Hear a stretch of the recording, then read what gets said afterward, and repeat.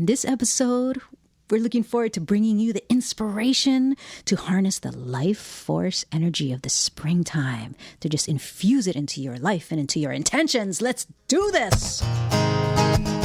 I'm Sienna. And I'm Toast. We're partners in love, life, and music, and we've been together since 2001. With each episode of this podcast, our goal is to help our fellow LGBT community members lift their lives to the next level. Hey, everyone. Welcome to this episode. Whew, We're wow, gonna Toast. give ourselves a pep talk. What an introduction. You know, I think Toast just had a protein shake. I think it's that. That must be That it. brought some sugar for your brain. You're like alive. Yeah. Decaf after this. Oh my God, I could use a coffee. Okay. After this, Okay. we'll make ourselves a decaf coffee. Anywho, okay, so hello and welcome to what will soon be spring, or maybe by the time you're listening to this, it is spring. That's right. Yeah. That's right. So spring is such a wonderful time because it starts getting lighter and brighter. And the trees start filling up back with their leaves and blooms. And what I can say is that in Portland, spring is gorgeous. Spring just springs. Yeah. Yeah. Spring springs. So spring has such a different energy from winter, which is the season we are obviously coming from. So winter is a time, it's literally a darker time. And I'm sorry, Yeah. just a quick sidebar, because in this episode, I know we're going to use a lot of nature analogies and seasonal analogies. Okay. I was trying to think of the word there. But we're really talking about two things at once, right? Like when we're talking about winter, it's not just the season, the natural season of winter of the earth on its axis around the sun. We're talking also about the season of life. Like, Yes. right? Yes. Okay. So just wanted to set the table there. So And you know, understand. maybe it would be very helpful to do a podcast on the cycles and seasons of life, because these cycles, I don't know, we shouldn't get into it now because it's a whole podcast, but just in a nutshell, the moon phases, the seasons, the 4 seasons, even the time of day it is, as well as the female menstrual cycle, they all mirror each other in the phases that exist. Mm-hmm. And so depending on what you are doing in your life, what you're actually doing, like if you're a business owner and what you're doing for your business, Or you're in school. or you're a student and you're in school, whatever it You're is, raising or a family.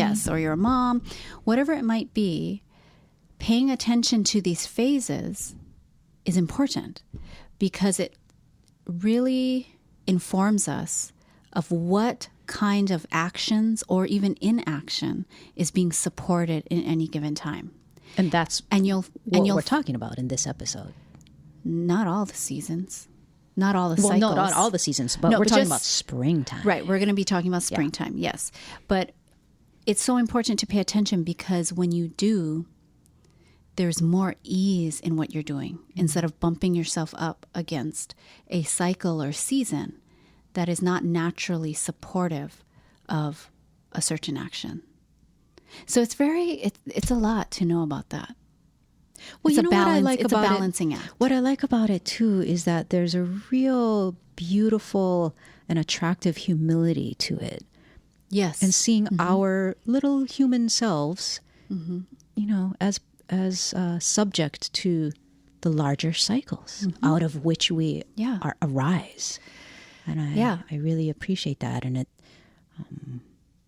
it just feels nicer to go through life with an awareness and consciousness and appreciation for everybody else that's in life with us. And in saying that, I'm personifying the forces of nature. Yeah. You know? Yeah. I mean, you talk about partnering with God, partnering with nature, and nature is God. But paying attention to the seasons and the cycle and these cycles is really a direct way to do your partnering. Yes, it's a good start. exactly. Like, this is how I'm going to partner. Yes. So So going back to what I was mentioning before, so winter is a time of, it's a darker time, like literally a darker time, but it's a time of also going inward. And it's also known as what's called a fertile void. So even if it seems like you're doing nothing and you're holed up in your house and it's just snowing and cold outside and it's dark and it feels like you're doing nothing, you're doing something. By doing nothing on the outside, there's something marinating.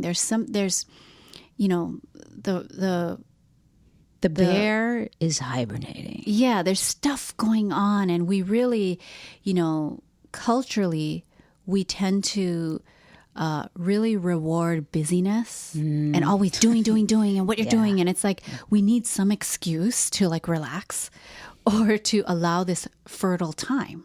This fertile void time. It's like a long night's sleep. It's like when you're sleeping, your body's doing so much. Right. On one level, it's like you're doing nothing. Yeah. But on another level, your body is, in its wisdom, is doing the very work of life itself on that cellular level, on that molecular level. So during the winter is a time where a lot is happening underneath the surface.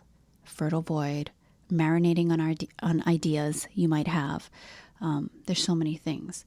So as we prepare now for spring is a time of emergence. And you can feel that in spring. And see it. You can see it. I love it. It's a time to take action. You know, winter, the fertile void time, you're not taking action yet. You're just you're waiting. You're marinating. Spring, you're ready. Take some action. So it's an important time to really lay out what you want to harvest this year. To plan your garden. What do you want to do? Yeah, what are you doing this year? You know, and when you think about it, by the time spring comes along, we're almost a quarter done of the year. We've almost gone through a quarter of the year. And sometimes that can feel like, oh my God, what have I done? But this is the perfect time to do because we just started spring. So, what do you want to harvest? And if you don't know, then there might be some other work that you can do. And getting back with the seasons, you know, and the cycles of life. Sometimes depending on your actual cycle, depending on the moon phases. So this might feel a little crazy. We should probably do the other. Well, no, should we take it out? Okay, just leave it in. Well, I think for the people who know what we're talking about and have a respect for these natural cycles. Yeah. I think that's who we're talking to, and I think they'll get it. Let's leave it in. They'll be open to it. Okay. Yeah. So basically, without getting all into the details now, there are certain things that inform the cycle we're in. You can look at the seasons, which is what we're talking about today. You can look at the moon phases, if it's a full moon, if it's a new moon, a waning moon, a waxing moon. That can also inform the phase you're in or the cycle you're in. You can also look at your menstrual cycle. If you no longer have a menstrual cycle, then you would defer or never did. You can look at the moon cycle or again the seasons, which is what we're talking about today. So if even though we're talking about spring and that spring is a time of action, we are talking about it as the season. Spring is a time of action. But that's not to say you personally might be still in the fertile void period for your cycle, for your season. Okay? Because you may be following the moon phases. You may be following your body's menstrual cycle. And is it just a personal, individual preference and choice as to what cycle you want to pay attention to as a primary thing that you're following? Because what I'm hearing is that, well, you could follow the yearly season, you could follow the monthly moon season, or you could follow the menstrual season. Okay, yes, it really varies person to person, which is fantastic just a personal because choice. you can customize it. Hey, right? Well, you know what? I want to just choose the moon. Eeny, meeny, miny, mo. Like that? Okay, you could do that if you feel good doing that, but certain things inform it. So, for instance, if you have one rule of thumb is body first. So if you do have a menstrual cycle, and say if your menstrual cycle, this might be so much for people who don't have a menstrual cycle, but anyways, if your menstrual cycle is pretty tough, like when you have your period, you are like down. So when you have your menstrual cycle, and you have your period, that is the time of winter for you. That is the time of fertile void. Okay. And if your cycles are really apparent in that way, menstrually, right? You're like, wow, I really feel it.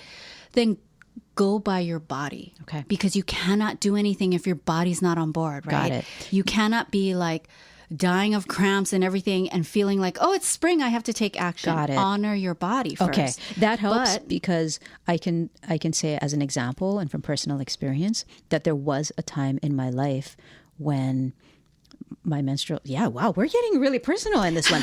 So there was a time in my life where, my menstrual cycle, when I had my period, I felt like it really affected me personally. Okay. And my energy felt different emotionally. And that's just important. Physical energy felt lower. It was very obvious to me. That's important. Right? Yeah. But there have been other times in my life where I didn't feel like it affected me very much. Yeah. You know? So I can see I can understand what you're saying with this. And also that helps a lot. Also too, like with the menstrual cycle, sometimes if, you make all these plans and it's like, oh yeah, we'll go to that party. Okay. Yeah. And we'll go do this thing. Mm-hmm. Realize that when, sometimes when those things come up and you're like, oh God, I just don't want to go. Look, are you having your period? Like what is going on during those times, right? And when did you say yes? You could have said yes during your emergence time, or like a time of when you are blooming and it's a visible time and you're feeling very social and open.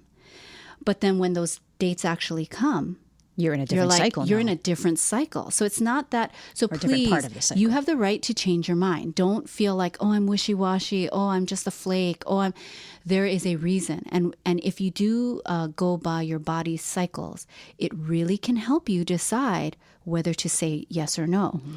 If you are in the springtime emergence vibe in your body cycle and you are feeling all excited and open and, all of that, and someone's inviting you to do stuff, where are, the dates of those parties? Is that falling like around your period or like right before, it's like pay attention to that because it's going to help so much. Then your RSVP might be maybe.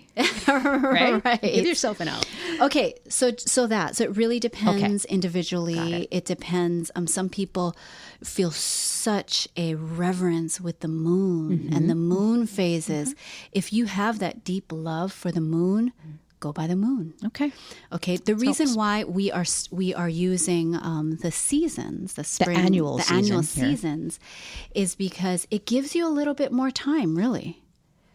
Well, yeah. Right. Yeah. It gives you months, right? Versus the 28-day cycle, 28-day cycle and cycling fast. I mean, there's a great thing for cycling more quickly. You can look at each month and use it that way.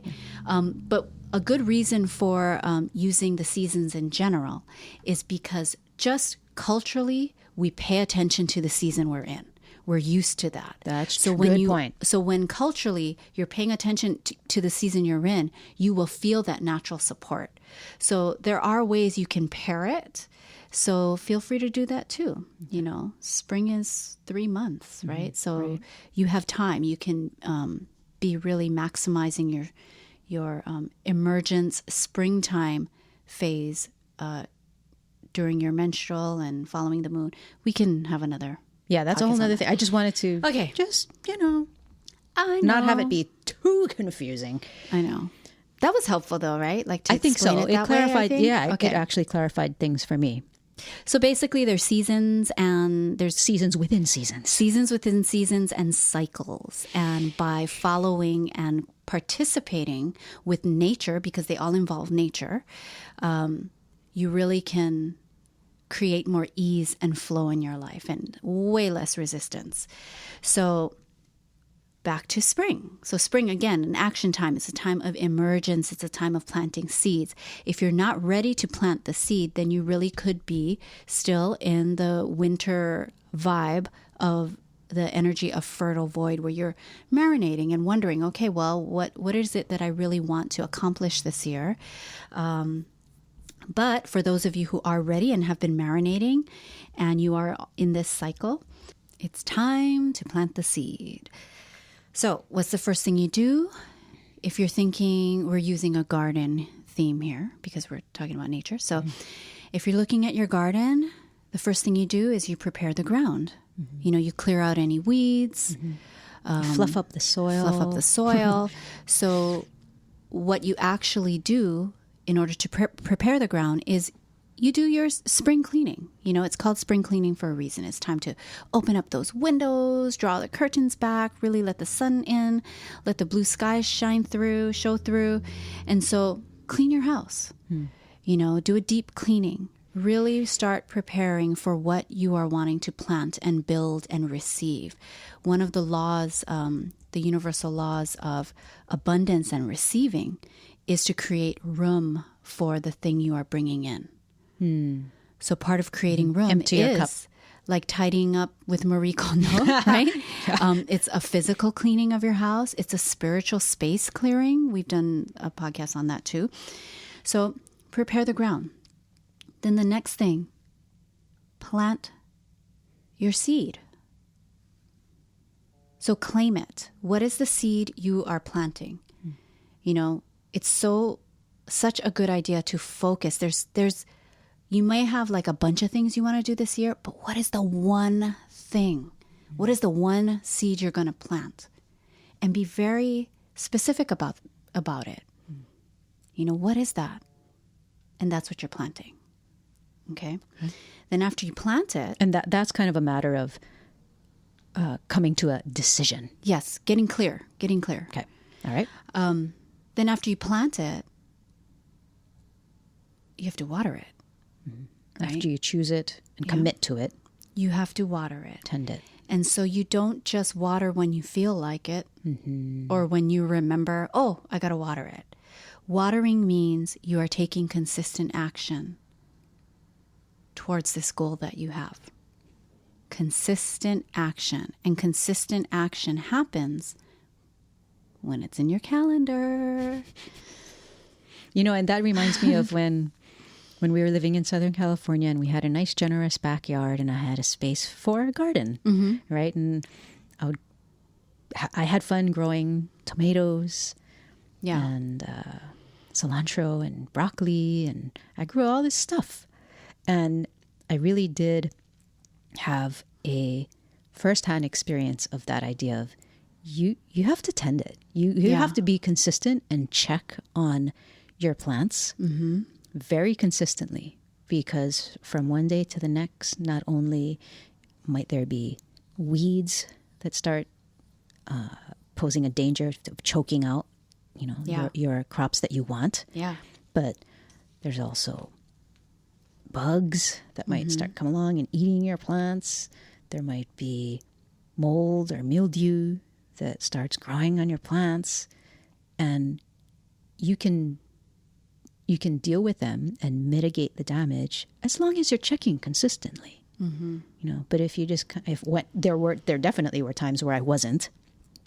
And then when I went out after a couple of weeks or whatever, you're like, oh my God. Yeah, I was like, oh my gosh. Yeah. You know? So, yeah, I like that analogy. I like that you brought that up, because maybe, so you're saying checking it consistently.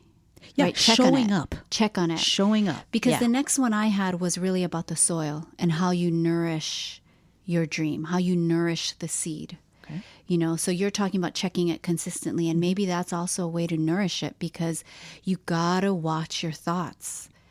You know, are you walking around going, oh my God, that thing's never going to happen. Oh my God, I'm never going to get into that college, or oh my God, I'm never going to finish this thing. It's like, oh my gosh, I'm such a victim. If you're walking around thinking those things, those are like the weeds Toast is talking about. That's like the mold that you can manage it if you can nip it in the bud.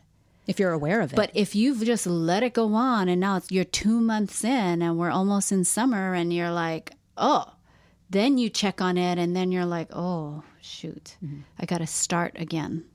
Right. You know, I mean, nothing's wrong with starting again. But like if you just check on it regularly, make sure the soil around your seed is nourishing to that seed. So those are your thoughts.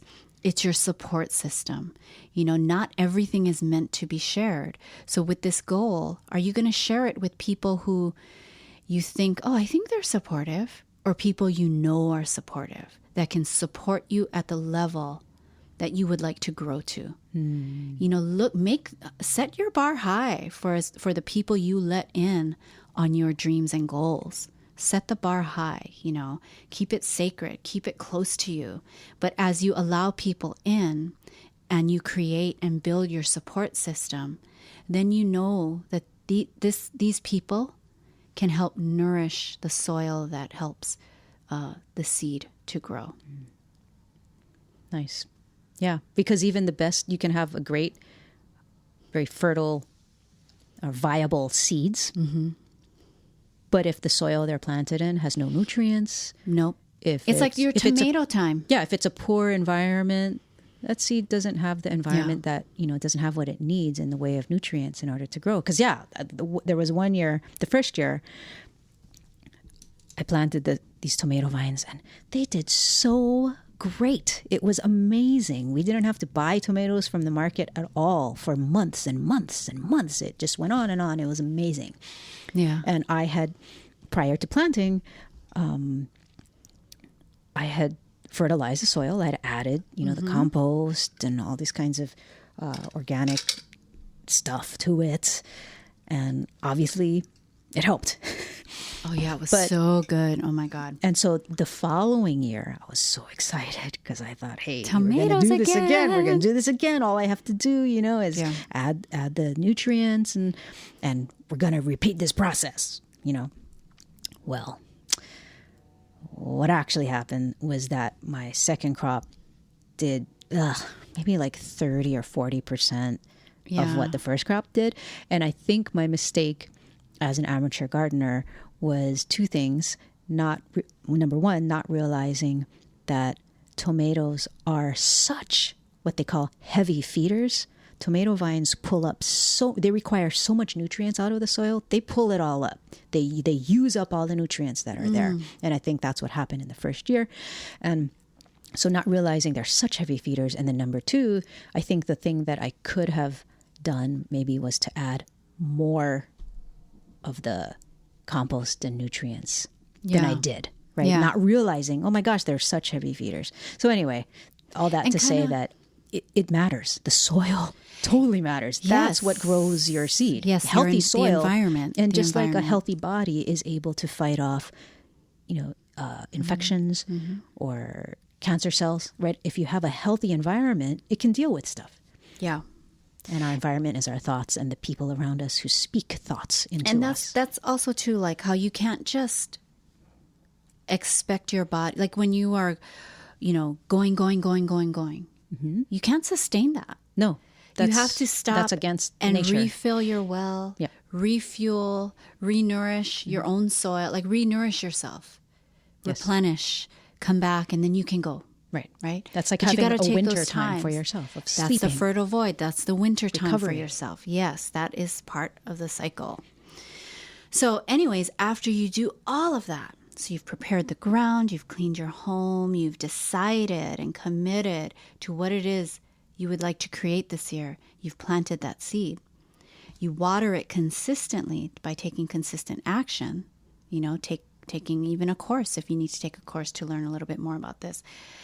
And you make sure the soil, you check on your plant, you check on the soil, make sure the soil is nourishing by way of what thoughts are you thinking, paying attention to that, having awareness, having the true support system around you that can help nourish your dreams. So important.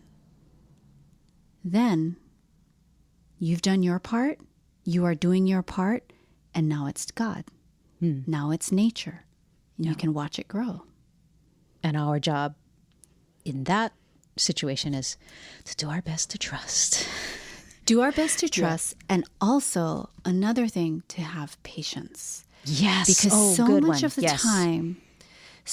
the time, it's like we know what we want. We are taking action, consistent action. Mm-hmm. And we are like, where is it? Where is it? Where is it? Thinking it's going to happen on our time. Right. We think that nature is Amazon Prime. Right. Yeah. It should be here already. Right. Yeah. I ordered it 2 minutes ago. Yeah. Where is it? And then what we start to do is we figuratively start to dig that seed up that we planted. We're like digging it up and going, wait, is everything okay in here? And you start digging it up right when maybe it was getting ready to just come through that soil, the first shoot, but we're not patient. And we want things now. We want things yesterday. Yeah, I think we're conditioned by this whole modern life to have that same day delivery thing, right? I am so guilty. Yeah, just the other day, I'm like, where's the litter I ordered for Bear? Oh my gosh, what is going on? It's taking so long. And I only ordered it 2 days ago. Yeah. 2 days, people. Well, remember we're old enough to remember the 1 hour photo development. That was like, wow, that's fast, 1 hour. And now it's like, oh, you just snap it on your phone and you see it immediately. So we're used to this immediate thing. Now if you order it, it's like ready in 15 minutes if you order a photo. Oh, yeah, right. It's like, oh, it's done. Oh, it's done. Yeah, so we're so conditioned by the artificial world that we've set up in a way, right, of to be able to deliver instantly. And I think also, again, it's that element of trust. And that's why I love the experience of gardening, is you can't really rush the tomato plant. No. But stuff is happening. You have to have the humility and the trust to work and align yourself with it. Yeah. And to be in harmony with it. And that's your job. So we tend the garden, but God grows the garden. Yes. Okay. So that's our episode for this time, right? I think that's a great way to make the most of spring. Make it count, make it grow, or allow it to grow. Do your part and allow it to grow. Energy of springtime. So with that, we leave you to the rest of the week. Thank you so much for listening. Okay, we're going to go and tend our garden. Until next time. This is Sienna. And this is Toast. Telling you, love life, live free.